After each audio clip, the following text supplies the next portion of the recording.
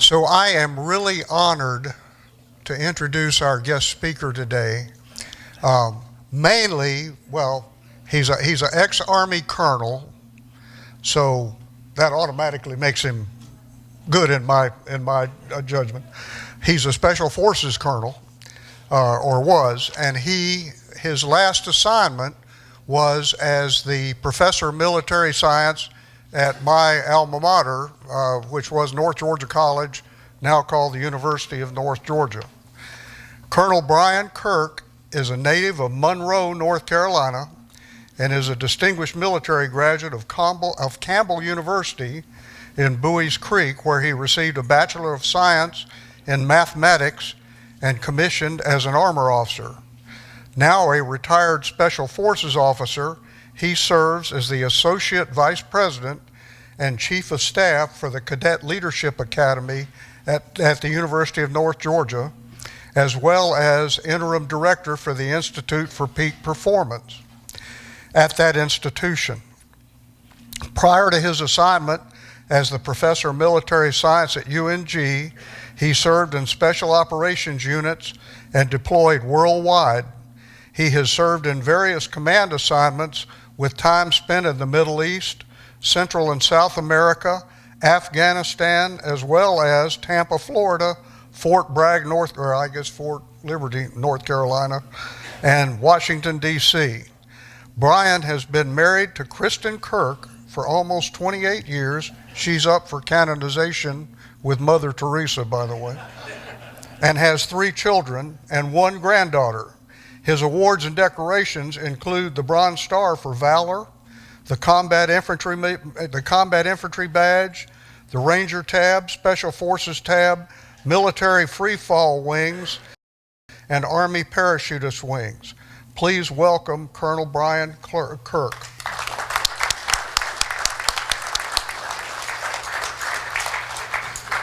You want me to be your slide flipper? Or I'm happy to flip it. You want to do it? Just sure.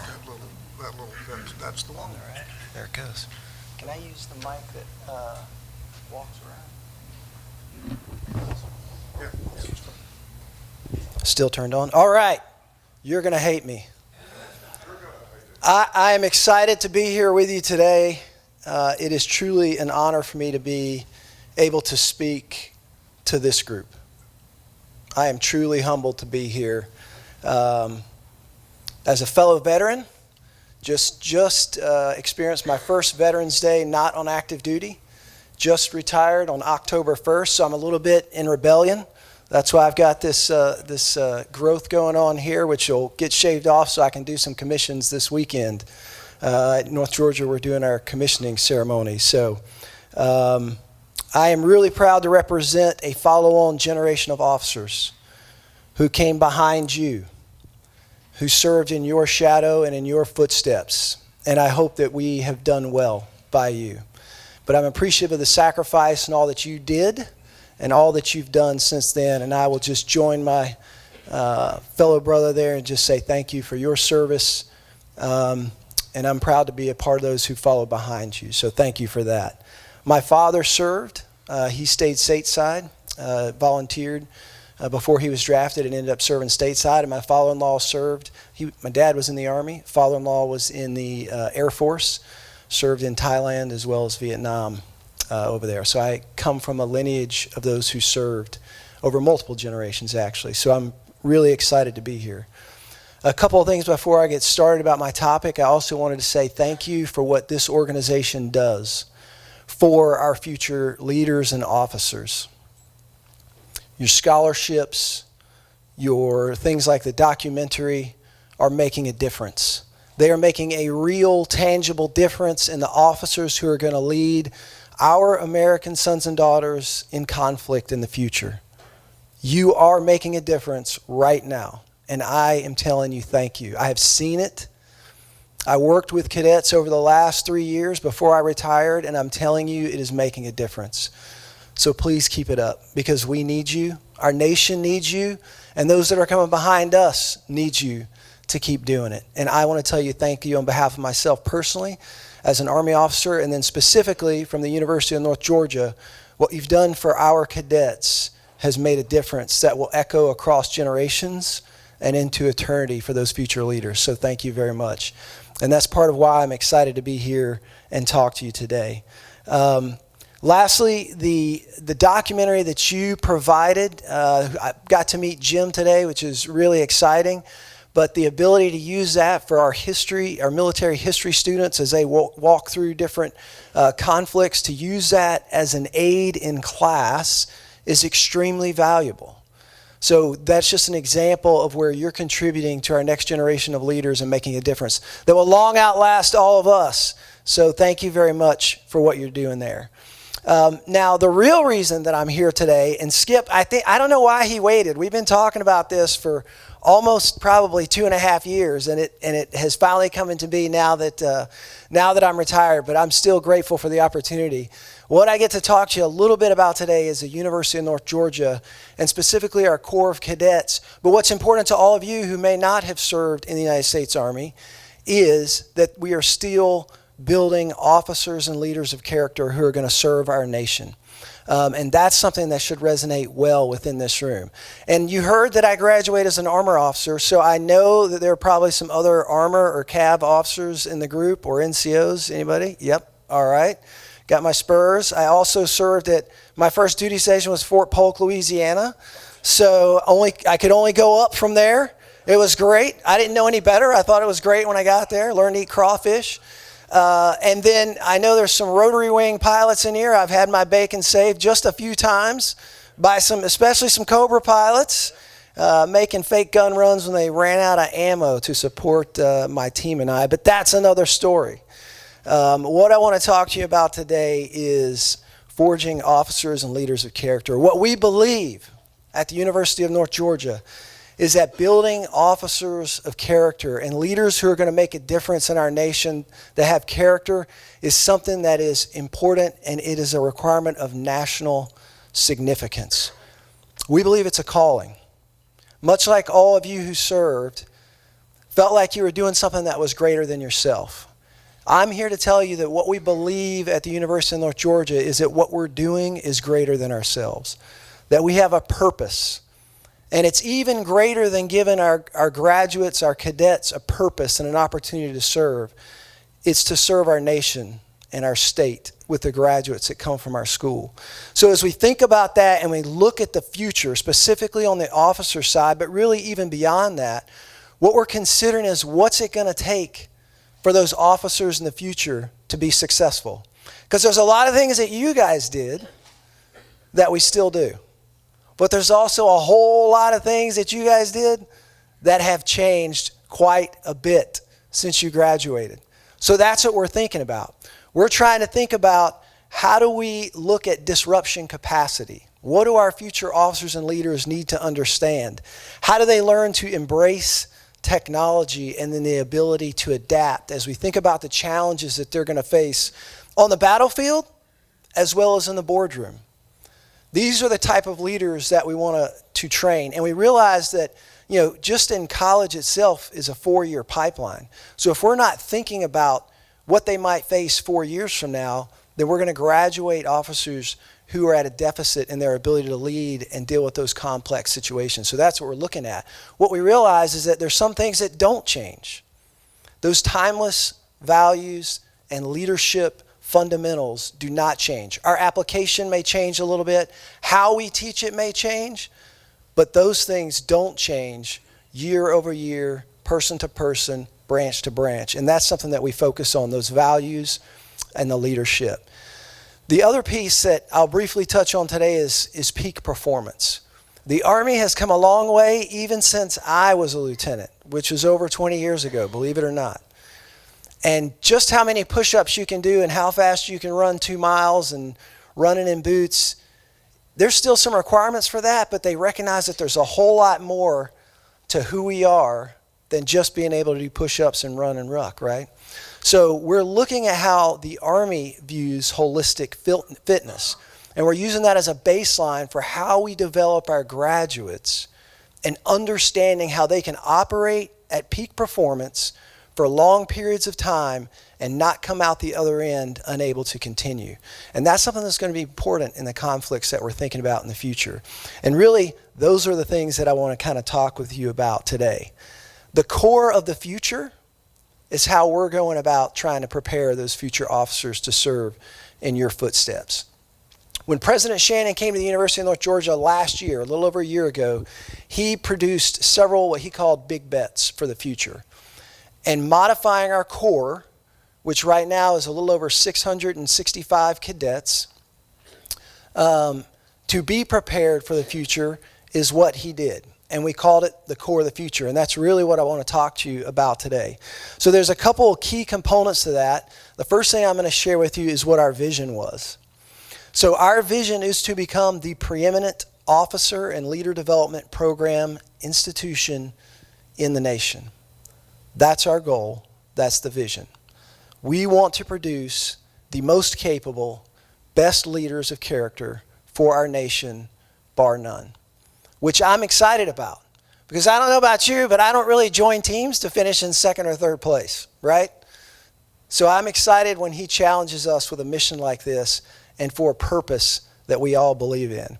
So how we're going to do that is following our mission. So building, educating, and training and inspiring cadets to be leaders of character who are prepared from a lifetime of service to our nation. So we actually have the opportunity at the University of North Georgia to be in our Corps of Cadets and not commission. You can serve in the Corps, graduate, and go on without serving. If you choose to commission, you do so in the reserves, the National Guard, or active service.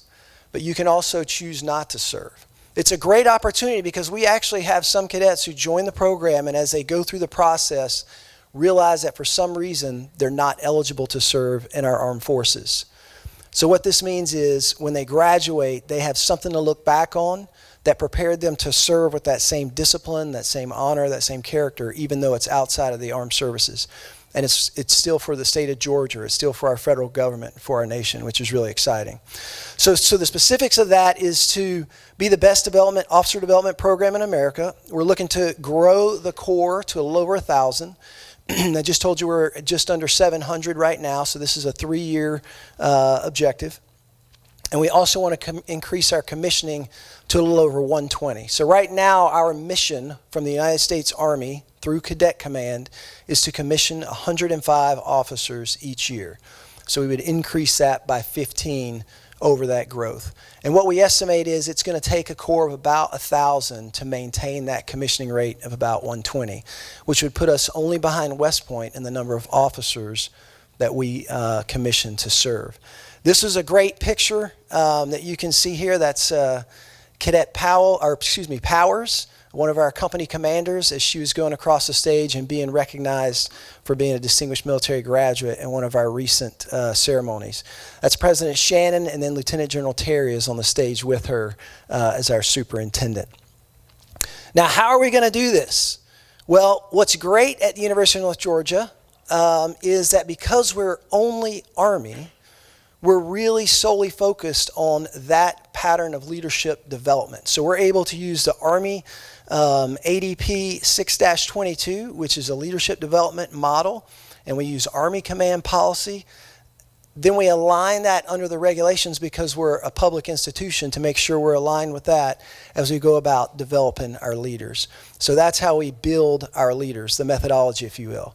Now, this Jeep that you see is awesome. We just got that this year. It was a donation to our university. And up on the back there is our Cadet Brigade Commander, Cadet Colonel Rumley, and he's up there with Lieutenant General Terry. Now, everybody thought this Jeep was great. It was the first time we ever added it to a passenger review. Now, all you guys have stood in parade before, right? And all you can think of is, oh my gosh, when is this going to be over? I was at my unit as a brand new lieutenant like a month, and they did a regimental change of command. It was a 2nd Armored Cavalry Regiment. And we did a passenger review, and they rode horses around.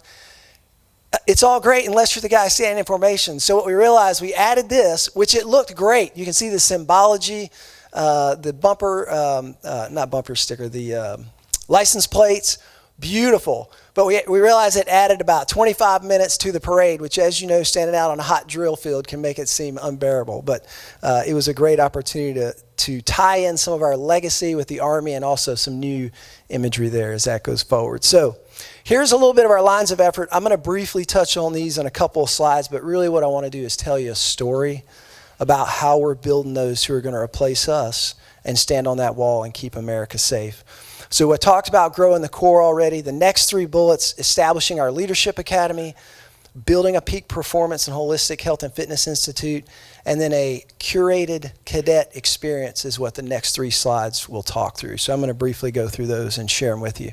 So this first one may not seem that impressive, but anybody who's been in a bureaucracy can understand that organizational construct is one of the most important things you have to get right. When President Shannon came in, what he did was realign all of our leaders so that they report through the superintendent to President Shannon. When I got there, I reported to the College of Arts and Letters, the dean. The commandant reported to the dean of students, and then we had a separate institute for leadership development. So you can imagine that unity of command was impacted, and our unity of effort also suffered. So this was a huge undertaking that actually happened within a couple months right after President Shannon got here. But it's made a big difference in how we're able to support the Corps. So the fact that General Terry, as a superintendent, sits right next to our provost and talks directly to the president means that our cadets and our future officers are connected at the highest levels, both for their education on the provost side and their leadership development, officer development on the superintendent side, which is really important for us. The second one there was about peak performance. Now this one didn't come through completely, so I'll just talk you through a couple of the points on this slide. You can see in the background there that pentagon, that is the Army's symbol for holistic health and fitness. Now there's 5 domains, which is why it's a pentagon. So I alluded to that about physical. There's also mental. There's nutritional. There's sleep. There's spiritual fitness as well. Now, who would have thought that back in your day you would have heard the Army talking about mental, spiritual, nutritional, and the last one, sleep, as a component of fitness? I just hosted the Walter Reed Army Institute for Research functional sleep research team at our university to talk to our cadets about how important sleep was. Now, they're still college students, so I don't know how much they actually appreciated it. But I can tell you, I wish I had known some of that information as I was moving through, because it was very impactful. But that's what that pentagon is. Now, today's environment requires a new and holistic approach to readiness across all those domains that I just told you for human performance. That's what we're building with the Institute for Peak Performance at the University of North Georgia. So sitting at the nexus of our student athletes, cadets, nationally recognized health services, programs, and partners is what you see in those overlapping diagrams. So you can see that we've got our cadets in the top circle. In the bottom, you'll see our athletes, our Division II athletic program. We believe that as tactical athletes, our cadets have a lot to learn from our sports athletes and vice versa. You can also see there on the side where we've got our colleges. We're able to leverage our kinesiology, our nursing, our doctor of physical therapy, all those programs in direct support of our future officers so they learn to appreciate what best physical health practices means. And then on the right-hand slide, you can see our partners. So what's not displayed there is where we're talking about our research, technology, healthcare, nutrition, mental health, and equipment partners. So right now we're working with the Shepherd Center right here in Atlanta, which many of you have probably, all of you know about, and probably some of you have experience with, to be one of our first research partners, to show you where we're looking at. Imagine the impact they're going to have on our future officers. Tie that to what we'd like to do for our peak performance, which includes deliberate work with our veterans in some capacity as we work through our medical partnerships. We're in discussions with several different of the local healthcare leaders that are in the area. We have facilities right now that used to be the old Dahlonega Hospital up there in Dahlonega, up on the hill in Crown Mountain. They've just opened a new facility where we're trying to explore opportunities to, one, put a physical facility in place that would put our physical training, our mental training. There'll be a swimming or dive pool there, as well as how can we serve our veterans in the area to bring them into this performance and wellness institute as well. So that's something that we're super excited about as we think about what the future is going to hold for our next generation of officers moving forward. The next thing, really the last thing of those bullets that I'll hit you with this morning is the core of the future as it relates to a curated experience. So if you look at all these blocks, and they're really not designed to be able to read them all, what we've got them broken up in is 4 separate columns, freshman through senior, the normal progression. Inside each column, there's 3 different boxes. Those boxes are made up of UNG, ROTC, and then sort of academic and career requirements. So what we realized, and for those of you that are in the Army, you know, we had this roadmap as an officer. Like each year group, you had these different jobs that you had to take to be qualified to go to the next one. You had broadening assignments, all these things that were designed to prepare you to excel as your responsibility got greater and you had more leadership requirements. So what we're doing is taking that same approach, looking in between those years, like the summers, like during the semester, to very specifically offer a path for our cadets to experience leadership opportunities. Now, depending on your degree, if you're a international affairs or criminal justice or poli-sci, they may already have internships that are built into their pipeline. But if you are like me, a math major, I can assure you that I did not have an internship or any leadership opportunities programmed into my degree path, right? This is where we're going to get after that and make sure that everybody who comes through the Corps as a part of their degree program and their leadership development is going to get those opportunities. This is on top of the forge of being in a Corps of Cadets. So each one of our cadets progress from squad leader through platoon leader, platoon sergeant, first sergeant, company commander. They have the opportunity to apply for those company positions, battalion positions and staff, and then brigade positions and staff as well. So on top of having those positions and learning to lead in the hardest possible point, which all of you know is leading your peers, which they do every day, we're going to look for an opportunity to actually develop their leadership more specifically. So that's what the curated leadership talks about. Now, last 2 things. I want to sort of conclude this before we go to any questions with some fundamentals. And number 1, what we offer our cadets is an opportunity to learn leadership by being in leadership. That's the fundamental part about being in the Corps, and that is timeless. The values that they learn, the experiences that they get is timeless. We realize that when they leave us, they have to be fit to fight. And they have to understand all 5 of those dimensions so that they can operate at the level that our nation is going to demand and expect them to be able to operate when they move out and assume their stance on that wall. When I was an armor officer at Fort Knox, one of my NCOs was a Vietnam veteran. Never forget him. His name was Sergeant First Class Ross. So one funny story about Sergeant Ross, we see him every day. He's always drinking out of this old Stanley thermos. And it didn't even have a handle. He had 550 cord on it. And one day one of my peers asked him, Sergeant Ross, do you actually drink water? And he looked at him straight in the eye and he didn't hesitate. He said, you mean straight? And I thought, all right, I know what we're dealing with. But Sergeant Ross was, one day we were out in the field. We had been out there for a few days. It was one of our culmination exercises.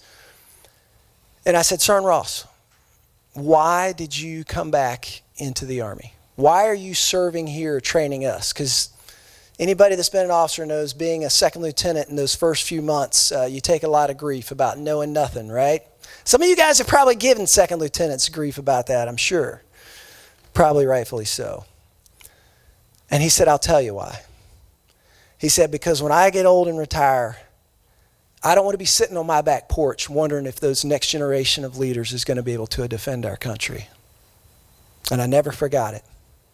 And I will tell you right now that being the professor of military science and training those who are going to come behind me has been one of the most fulfilling and challenging jobs that I've ever had. And this is what I'm excited about at UNG when we talk about the next generation of leaders. We are thinking about disruption and how we're going to train them to embrace technology and be prepared to deal with it while they're being a leader, because it won't replace that. In fact, it may make it more complicated and harder. But their ability to adapt and leverage it while using those leadership values is what's going to be important. And then how do we use that curated leadership to provide them a global perspective and make them ready to serve the day they step in front of that platoon or that business and be able to take charge and lead, no matter what the Army or operational environment is. So when you see this picture of boots, what this represents to me, this was taken at our freshman recruit orientation group, Frog Week. We call our new recruits frogs. This was at Frog Week right before they drew their boots as they drew part of their uniform. And if you look at that picture, they're all boots. Some of them have a little bit different shade of color. Some of them have different sizes. You can see the sizes written on there, but there's one thing that's in common about all of them. They all are going to be used to accomplish the mission. They all have a purpose, and it's not going to be easy. They're going to be used.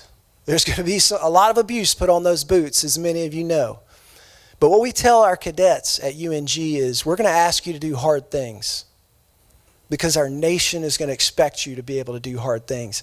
And I think that picture of boots is a great example and a reminder of, at the core fundamental level, what we're asking of our cadets, because we understand what they're going to be as a future Army officer and upholding sort of our standard of responsibility. So the bottom line for us, what I'm excited to tell you as fellow veterans, that what we believe we're developing at the University of North Georgia, what we're delivering for you on your behalf, is a transformational leadership experience, life-changing for our cadets and our college students who are coming behind us, building leaders for our future that truly are going to come behind us and make sure that we can sit on that back porch and we can come to meetings like this and know that what we're doing is making a difference for our nation, for our state, and for our country. So with that, I really appreciate the time. I really appreciate the opportunity to come and share with you something that I believe you can appreciate our passion for, and that I'm proud to share with you, so that one day I hope when I'm sitting in your seats, which is not going to be that long as far as how fast time is going right now, that I want you to know that this is our commitment to you. This is what we believe at the University of North Georgia.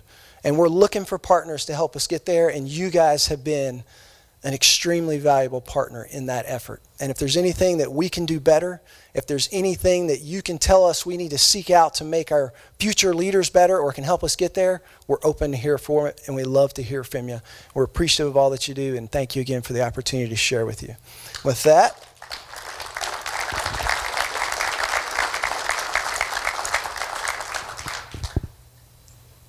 thank you very much.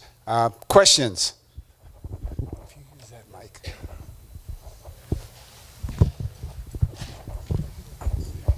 Colonel, could you expand a little bit about the cadet global engagement opportunities that the cadets have? so we have a, inside that line and block chart, we actually have a special section. Another officer that I worked with, and Sergeant Major, whose sole purpose is designed to facilitating cadet exchanges and cadet internships abroad.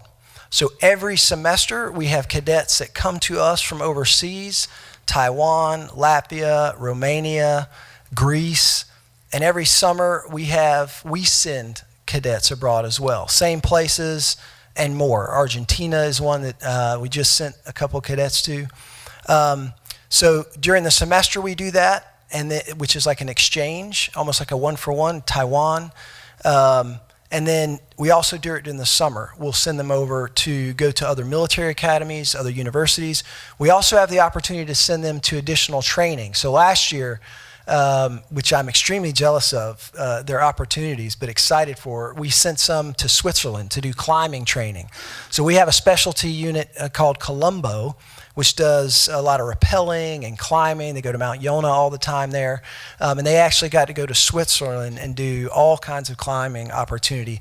But at the same time, they're partnered sometimes with other host nation military cadets and actively serving, as well as a mixture of civilians sometimes. So it's amazing for them to come back and actually talk about the experiences they had, not just in the country and learning customs and seeing the great sights, but also the experience with those peers that one day may be our allies.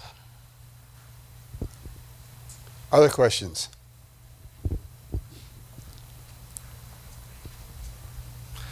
I feel like there's a few ringers. So tell me how they're going to integrate sleep into Ranger School. Listen, so good question. The Walter, I forget, they go by RARE is their acronym, but they have just been to Ranger School and done an extensive study because they look and see how we use the sleep deficit intentionally. And I use that as an example when I talk to the cadets and I'm trying to get them to understand. We go out to a field problem and I can tell on day 2 who came into that field problem the day before rested and who didn't.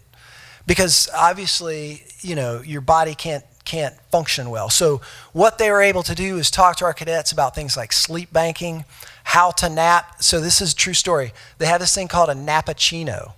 So caffeine doesn't hit your body. Now, not in Ranger School, sorry. Outside of Ranger School. If you have caffeine, like in a cappuccino, it usually takes 20 to 30 minutes to actually hit your system. So this makes perfect sense, but I never thought about it. They said, drink a cup of coffee and that's when you lay down for a nap, like immediately. And that when you wake up then 25 minutes later, that's at 25, 30 minutes later, that's when that caffeine's in your body, so it helps you not be so groggy. So I think we still have a ways to go. But I use that as an example. I said, look, I've been to Ranger School. I've been to selection. I've been to the Q course. I've been to SEER School. What's the 2 things they take away from you to bring you to the edge of your capacity? Sleep and food. Like, that's not an accident. Why would you do it to yourself? If you guys are staying up all night, going out on Thirsty Thursdays, and thinking you can pull an all-nighter, you're putting yourself at a deficit. Now, I don't know if they heard me, but that's what I said.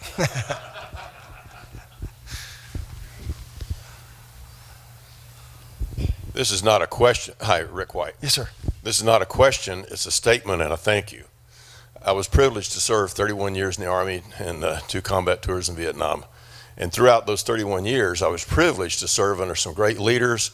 And we all know that throughout the military, leadership is talked about and trained. My biggest disappointment for the next 20 years after retirement in the corporate world was the lack of leadership. And I think our nation, I know our nation needs many things, but one of the greatest things we need is leaders and leadership. And I don't care if you're selling shoes or you're leading a Ranger platoon, you got to have people of leadership. I commend you, I thank the University of North Georgia for what you're doing and leading our nation under the big subject of leadership. Thank you, sir. Yes, sir. Thank you.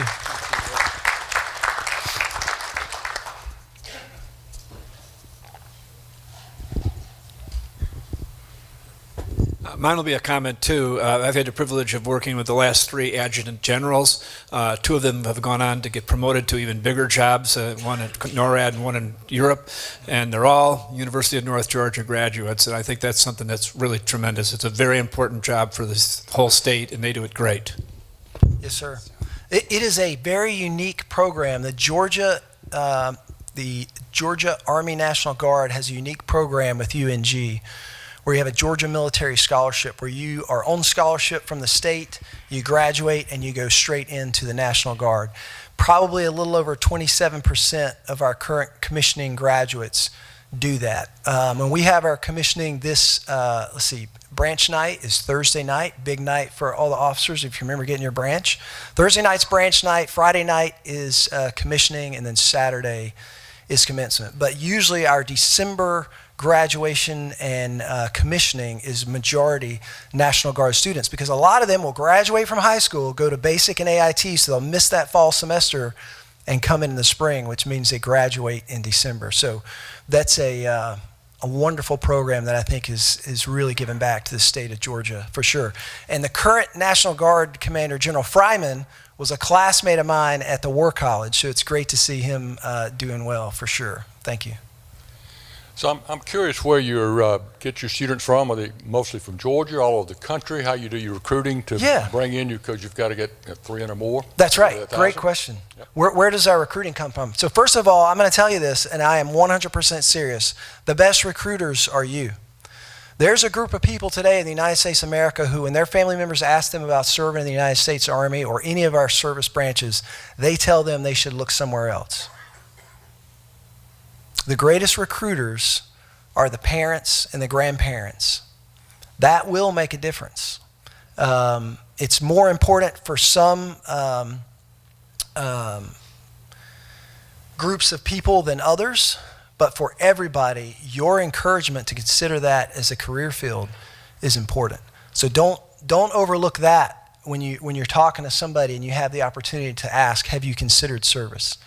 Because it is a wonderful opportunity, for sure. So, yes, the majority of our University of North Georgia cadets come from the state of Georgia. So probably over 65% are within a radius, of the Dahlonega area of Atlanta. But we don't want to neglect our focus on that group. But we are also looking for where we can expand outside the state of Georgia. So the surrounding states, especially Florida right now, is very interested in sending students and cadets up to UNG. So that has increased. I don't have that slide in here, but over the last year, I was trying to think, we had probably at least a cadet from almost 20 different states.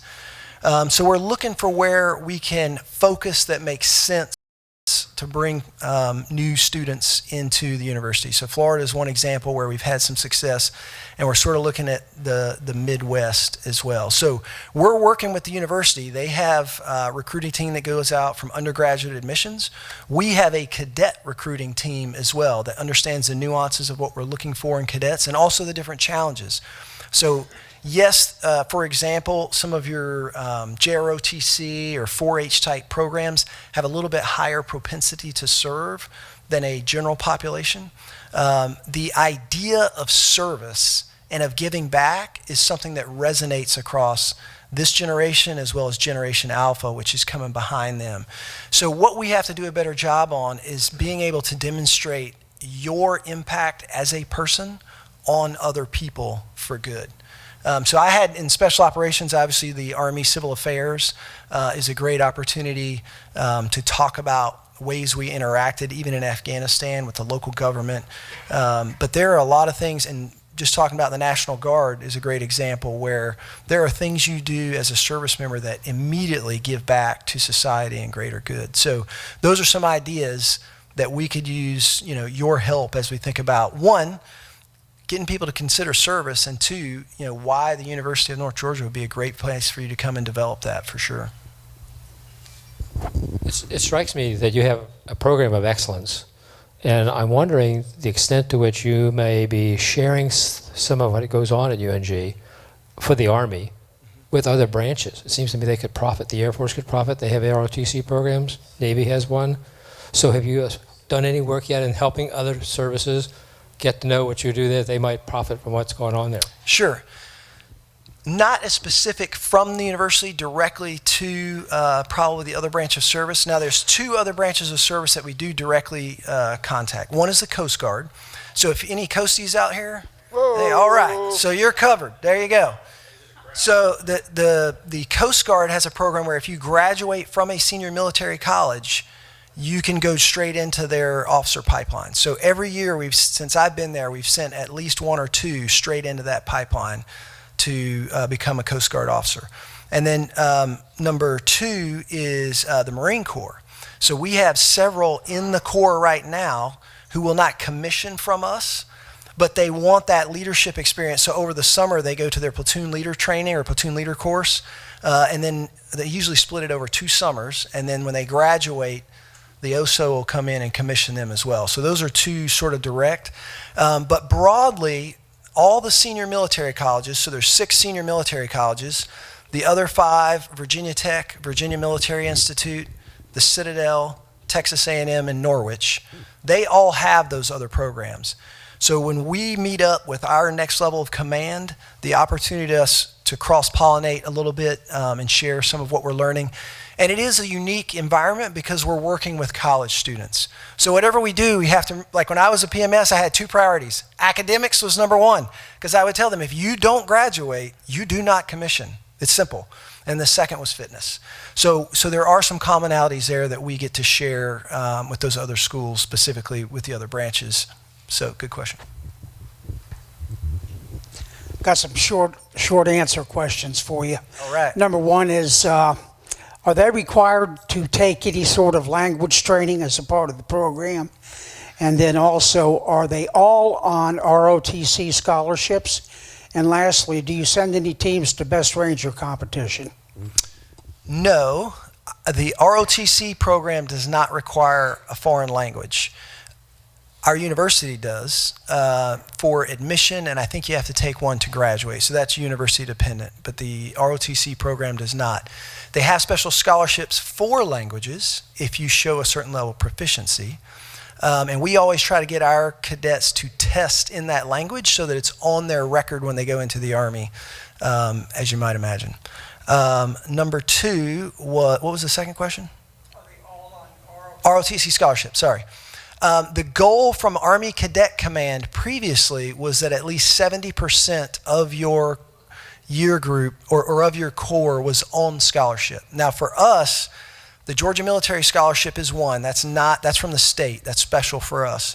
And then the National ROTC Scholarship is the other. So if you compared us side by side with one of the other senior military colleges, usually our ROTC scholarship will be a little bit lower because we have the Georgia Military Scholarship. So at best, we're probably at about 70%. The other piece for that is that the ROTC scholarship at the base level only covers room and board or tuition, not both.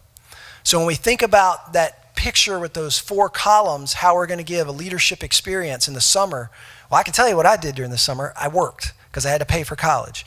So we also have to think about how we change the economy for our cadets. And President Shannon has said, look, the worst thing we do is ask somebody to come here, be a college student, tell them they're going to do hard things, make them get up at 5 o'clock in the morning, go to the field on the weekends, and then when they leave, we give them a bill.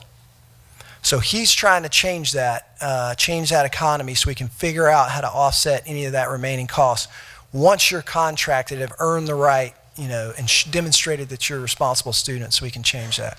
So that's a key thing also because we're competing for a pool of people that sometimes is getting smaller, eligible and wants to go to college, and then eligible and wants to serve. That's a pretty competitive market space, as you might imagine.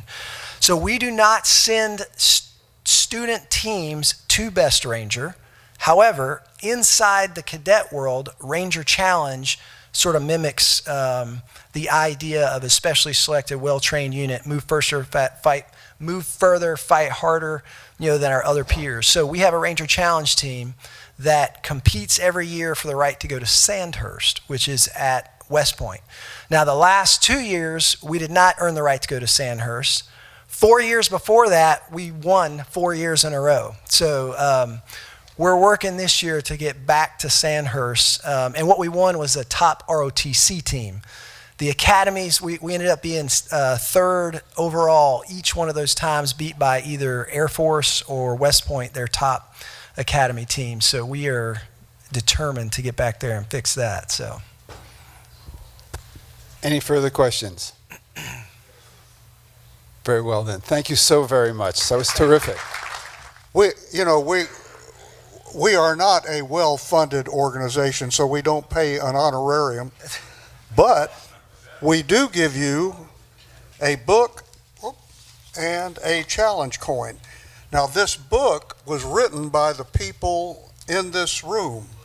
This is all a bunch of stories that they wrote, or various people here wrote, about their experiences in Vietnam.